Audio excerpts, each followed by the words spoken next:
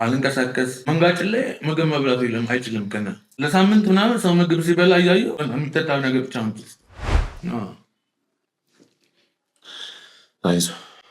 አይኑ መግለጽ አይችልም። ይሄ ሁለቱም አንድ ላይ ደፍና ስንወጣ ደግሞ የሀገር በቃ የወዳደቀ የጎርደን ጠርሙስ ፖስተር ምናምን ተሰባብሯል። እሱ ድብድብ ላይ ነው ያለው። እሱ የለም ወይ አስተማሪ መቶ የሆነ ሰው ቢያስቆመው እሷን ይተዋትና መተው ስለ ፖዝ ያኛውን ሰው ደብድቦ ጨርሶ ከዛ ኮንቲኒዩ እንደገና ሰው ላይ ማለት ነው። ልጁ በቃ እንዴት ልበል በጣም ከመቀጥቀጥ የሆነ ከፎቅ ላይ ዘለለ። ለራሱ እኮ ደንበረ መሆኑ አለ ልጁ እንደዛ መሆኑ ማኑ እንካብል ኳስ የሚጫወቱ ህጻናት ታውቃሉ። ሰው ልጅ እንደዛ ነው መሬት ላይ ጥሎ እንደዛ የሚጫወትበት እያነሳ ጸጉር እየጎተተ ማካሮ ባለው ጠረጴዛ ላይ ያስቀምጥልሃል። አባቴ ማንም አይናገር። ልጅቷ ይህን ያህል ሄዳ አላስወጣም ሲላት ራሷን ቆረጠች በምላጭ ማለት ነው ለማጥፋት ራሷን። እኛ 7 ወር ሙሉ ማታም ቀን ለሊትም እያለቀሰን እናንባችን አሁን ላይ እናምጣው ብንለው እንኳን አይመጣም። በቢላ ያግልና ሳቱ ድሮ ባሪያ ንግድ ታውቃለህ?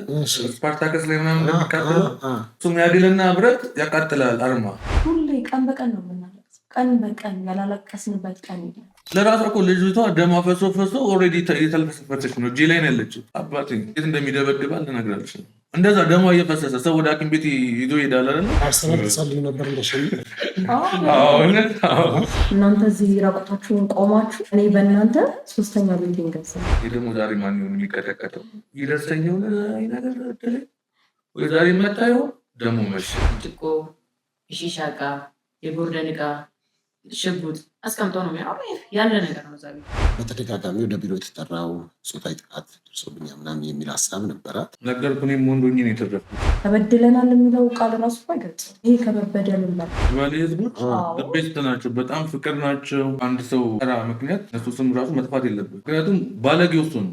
ሌላው ፍቅር ናቸው። መጀመሪያም ቴንኪው ብያለሁ። አሁንም ከልብ ቴንኪው እላለሁ። በስልክ አሁን ለምሳሌ በቲክቶክ አካውንቴ ኢንቦክስ ውስጥ ይጻፍልኛል ማስፈራሪያ። ከዛ ልክ 7 ሰዓት 8 ሰዓት ይጀምራል።